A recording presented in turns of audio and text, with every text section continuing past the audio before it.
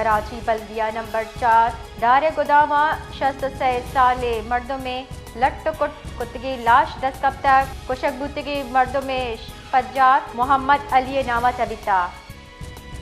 कराची बल्दिया number 4 दारे गोदामा शस्त से साले मर्दों में लट कुतगी लाश 10 कब तक कुशक बुतगी मर्दों में फज्जार मोहम्मद अली नामा तबिता।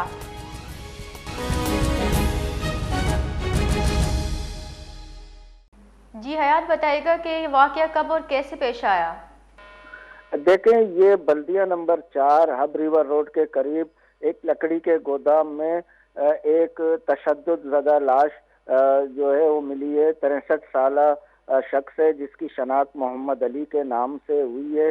इब्तिदाई मालूम के मुताबिक ये चौकीदार था इस गोदाम में, जो नामालूम ने डंडों के वार से कत्ल कर दिया।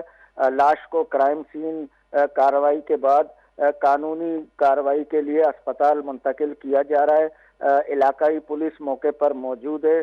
वजह ताहाल मालूम ना हो सकी है, तहकीकात जारी है। जी बहुत बहुत शुक्रिया हयात।